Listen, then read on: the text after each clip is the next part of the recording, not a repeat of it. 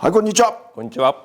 今日はですね、デニムジャケット、いわゆるジージャンですよね、はい、のお話を聞きたいと思います。お話をしてくれるのはシュガーケーンの、企画統括福富さん、よろしくお願いします。シュガーケーンの福富です。よろしくお願いします。よろしくお願いします。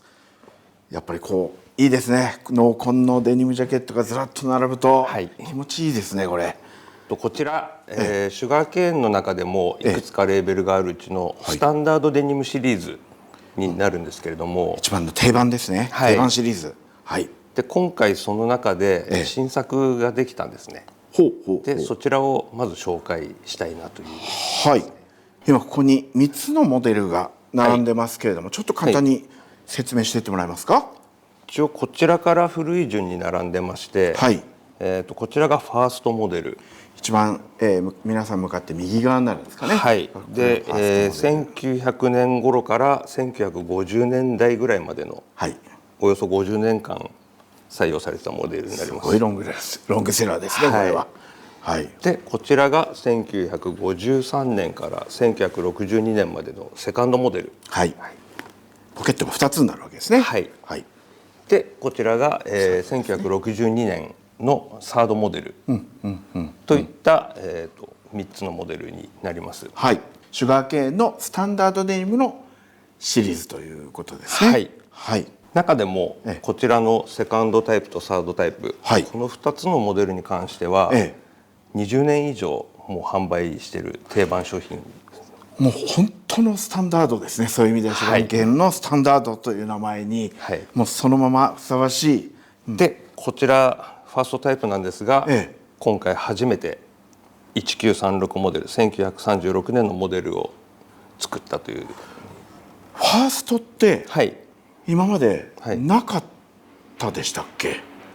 実はですね、こちらの後ろにもあるんですけども、サトウキビのデニムで作ったりですとか、あとメイドイン USA で対戦モデルを作ったりですとか、そういった他のラインでは作ってたんですけども、じゃあシュガーケーンのスタンダードレベルとスタンダードシリーズとしては、今回初めてなかったんですね。じゃあ今日は新作のこの1936モデル、こちらを中心にお話を伺えるということでよろしいですかね。はい、じゃあ早速お願いします。ではまずこちらの1936モデルの生地からお話しさせてください。でまず触ってみてもらえます？ファーストとセカンドで生地がまた全然違うんです。全然違います。なんかこっちの方が手に当たるというかザラザラした感じはしますね。でもこれも結構ゴツゴツしてるんですけれども、してます。さらにそれよりもファーストで使ってる生地の方が表面の凹凸があるというか、そうですね。そういう感じですね。時代背景もあって、その当時の紡績の技術がまだ未熟だったっていうところもありまして、ですね、まず、糸の質なんですけれども、これ7番手っていう糸なんですが、太いところと細いところとっていう。そうですね。それが村糸の形状になります。これが当時のこの1930年代の糸をイメージして分析して、そうなんですね。イメージじゃないですね。綿から紡績してもらって作った糸になります。で次に4種類染めを出しました。縦糸の染めるわけですね。微妙に違うんですね。これ番号振ってあるんですけど、1、2、3、4と赤っぽいのだったり緑っぽいのだったり。この右側はどういうことですか？これは色落ち後にどんな色目になっていくかっていう。そこまで最初の段階で作り込んでいくわけですね。そうですね。で当然これはここ白いの見えてますからロープ染色でやってるわけですよね。で今回はこちらの一番濃い4番の糸、これの色がこの縦糸になってます。いや綺麗なインディゴの色ですねこれ。でその糸でこの糸ですね。できた生地とサンプルがこちらなんですが、生地でもうここまで製品みたいなものまで作っちゃってるんですね、サンプル化されてるわけですね。ただ、ちょっとこれと違う感じしません？いや、明らかにこちらのジャケットの方が白い部分が熱風が強く出てますよね。そうなんですよ。はいはい、一応分析して作ったんですが、ちょっと横糸の熱風が強すぎまして、それで、改良を加えたのがこちらになります。はあ、やっぱりこう数字だけで頼りにすると、思い通りに出ないこともあるんですね。時々そうですね。なかなか簡単にうまくいかないもんで。で表から見た時も違いますし、裏？はい、生地の裏。違う。これ皆さんわかるかな。なんか黒いポツポツ、黒というかこれインディゴですよね。こっち側に強く熱風が目立って出てて、そちらは白い熱風ばかりが目立ってる感じになってますね。そうですね。横糸の熱風がこちらの方が強かったので、若干抑えつつ、こちらでは、縦の熱風を、残して。確かにこう製品もそうですけど、表情をよく見ると、濃いなんていうんですかね、熱風が、インディゴの熱風がこうポツポツポツポツ見えますね。なので、製品はこちらの縦糸7番横糸7番の13オンスデニム、これを使ってやります。なんかここまで作ったのはもったいないですね。これはもう製品化されないものなんですね。それはそれでもったいないなっていうなんですが、スタンダードなので、ちゃんとしたものをお届けしたいので、ずっとこれもまた20年30年と目指してやっていくモデルですもんね。すごい。ありがとうございます。じゃあ生地は決まりました。で生地の次がこちらのディティールなんですけれども、まず1936モデルっていうのがその、名前の通り1936年のモデルをベースにしました。で1900年初頭から、この36年の間にフラップがついたりですとか、パンツのフライのちっちゃいボタンがこの前のモデルまではメインで使われてたんですけれども、ここのフロントのボタンですか。今このモデルになってからは、パンツのトップの大きい方と同じサイズになってます。もうそうですね。なんかおなじみの顔に変わってますよね。であと1936年っていうのがですね、恐慌から少しずつ抜け出し始めて、世界恐慌ですね。デュードランチっていう、都会の人たちが牧場に遊びに来たりっていう観光牧場みたいな感じですよね、デュードランチといえば。なんでリアルワーカーの人たちだったり、本当のカウボーイの人以外にも、そういった観光の人がコスチュームというか羽織ったりとか、気分盛り上げるためにこういうのを羽織ったわけですね。そういった時代のモデルになります。そうなんですね。で例えばこの襟なんかも、実物に忠実に作ってますんで、この左の襟の部分だけ二重にステッチになってるんですけれども、ちょっと太く見えます。これは間違いではなくて、ここから縫い始めて一周襟のステッチしてここで終わるっていう、縫い始めと縫い終わりがぐるっと全部を一回で縫っちゃってるんですか。こっちまで全部。あと、こちらのボックスステッチ、ここのプリーツを留めてるとこですね。こちらもパッと見で違和感あるかもしれませんが、右の身ごろ、右側は、下から始まって下で終わってるんです。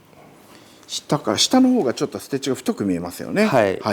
で、左の身ごろは上から始まって上で終わる。上の辺だけちょっと太いですもんね。ここ二重になってますね。なんでそういうことになってるかと言いますと、縫う人から見るとここから縫い始めて縫い終わってっていう手前からこう縫っていくわけですね。でこちらの身ごろも反対の身ごろ縫うとこちらから縫うのでこう始まって半回転させてるわけですね。縫う時にはそれがこう合わさった時にたまたまこう逆になってるっていう。デザインとかではなくて、もうその縫い方の合理的な効率を考えた縫い方になるんですかね。そこはテーラーメイドのジャケットとかではなく、あくまでもワークウェアという、効率優先で当時作られてたということなんでしょうかね。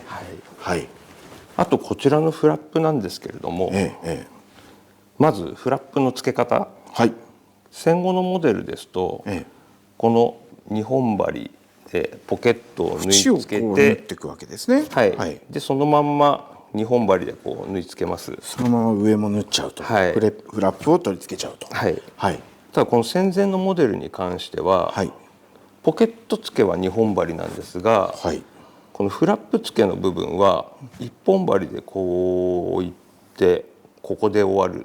別縫いをしてるっていう感じなんですかね。下のポケット本体とフラップが別工程で縫われてる。手間のかかる仕様になってます。そっか、こっちの方が手間はかかりますもんね。時間も倍かかるんで。で一応こういった仕様が、戦前モデルと戦後モデルを見分けるポイントのうちの一つになります。戦前の方がちょっと手間のかかることをやってたっていうことですね。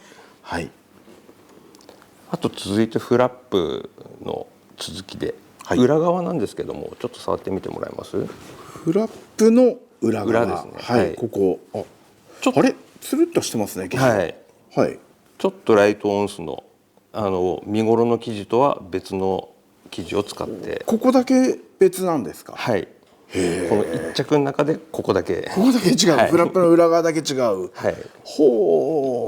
なので今これまだ全然育ってないですけど、色落ちとかしてくるとちょっと違った表情になるっていうやつ。その裏の隠れた部分だけ、すごい自分だけの楽しみですね。それはちょっと贅沢な仕様になってます。そこまで徹底してこだわるわけですね、滋賀県では。続いて裏行きましょうか。背中ですね、今度は。まず革パッチの付け方がさっきの襟みたいにこちらから始まってこちらで終わる。だから一辺だけが太くなるっていうやり方ですね、これも。あと戦前モデルなのでまだバックシンチがついたモデルになります。こちらとかになってくると、ボタンのアジャストタブとかっていうサイドのボタンですね。あとちょうど今背中向いてるんで、こちら今38インチなんですね。で46インチ48インチってなると、ティーバッグっていう背中に萩の入った仕様になります。ここに縫製のステッチが入ってくるわけですよね。でよく生地幅の都合でとかっていう説明は聞くんですけども、話は聞きます。実際あまり見たことってないですよね。頭ではなんとなく言葉では聞いてるんですけど、本当に入らないもんなんですか？この幅が。なのでちょっと分かりやすく見せてください。持ってきますね。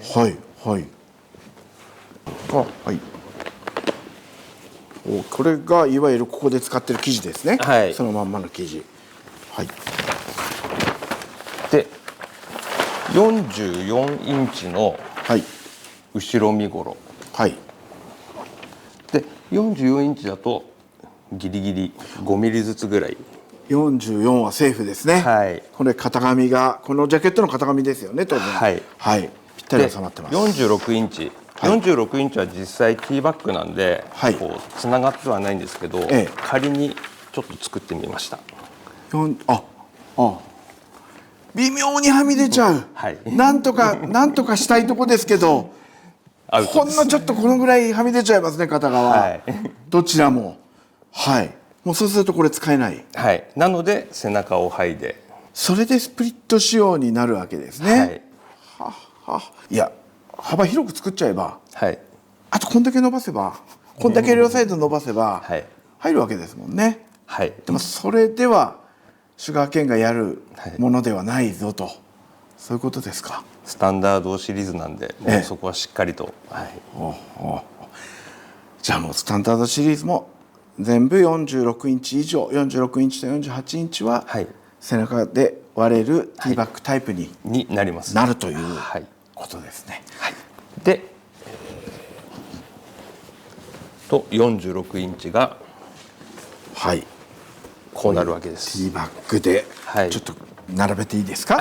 分かりやすくいくと44インチまではここが1枚の生地で幅収まりましたが、こちら46インチ大きいですね。やっぱりこうやって見ると、これ比べるとこの大きさの違いが分かると思うんですけど、46インチ幅だと真ん中で割るしかないと。いや、すごく分かりやすい説明ですね、これは。ありがとうございます。ありがとうございます。これ今僕こうやって手で一個一個広げて見てたんですけれども、なんか全部これサイズ一緒ですよね。同じです。38ですよね。同じ38なのに、なんかこうやっぱ身幅とか袖の幅とかね、太さとか随分変わるもんですね、こうやって見ると。そうですね。一応なんで時代を追ってちょっと重ねるとすごく分かりやすいんですが、肩傾斜、肩のなじみですとか、そういった部分も、ファーストからセカンドからサードに行くにつれて肩傾斜が全然変わってますね。これすごく角度が急になっていってますね。それに伴って袖付けも、袖山っていってこの袖のつける角度なんですけども、よりフィットしたモデルに進化していく。どちらかというと、ファーストの時はもうこういう感じに近いとこからだんだんこう下がっていくみたいな、そんなイメージですよね。そうですね。もうこれ普通にペタッと置いた状態でこんだけ違うわけですからね。置き方変えてるわけじゃないんですよね。なんで60年の間でここまで進化してきたっていう。これが進化なんですね。より体にフィットするものに変わっていったっていうことなんですかね。生地の違い、シルエットの違い、ディテールの違い、いろいろお話今伺ったんですが、なんかこうやって並べてみてステッチの糸なんかもこれ変えてるんですか？もちろん、生地もそうなんですけども、ステッチの色もヴィンテージいくつか見てきた中で一番いいその当時の色を再現して使ってます。じゃあ当然ファーストにはファースト専用の糸が使われていると、そういう理解でいいんですよね。ちょっともう一回ファースト新作を見させてください。こちらのモデルは、非常に戦前らしいというか、まずオレンジ色のステッチがすごく濃いですね。で最初はすごく濃いんですけども、メンシを使ってますので、デニムが育っていくとこの色もだんだん褪せていく。ステッチの糸も経年変化していくわけですよね。でイエローの方は逆に、セカンドサードに比べてちょっと落ち着いた色っていう。このレモンイエローは確かにファーストの方がこう落ち着いた色味になってますね。パキッとセカンドの方が出てますもんね。そうですね。そういったのもそれぞれで、用意してもう糸から仕様を変えてるということなんですね。いや対策ができましたね。そういう意味では、もう何十年このままきっとつながっていくんだと思います。スタンダードデニムできました。やっぱりね、今日福富さんもファースト着てますし、僕も実は何気にファーストで被ってるんですけれども、また全く違う同じファーストだけれどもいろいろこう仕様の違うファーストがいっぱいある中で今回できた大定番というところなんですけれども、これ楽しみですね。色落ちとかもすごい気になるな。見てくださってる皆さんにもぜひ着用してもらいたい一着に、仕上がってますんで、ぜひよろしくお願いします。ありがとうございました。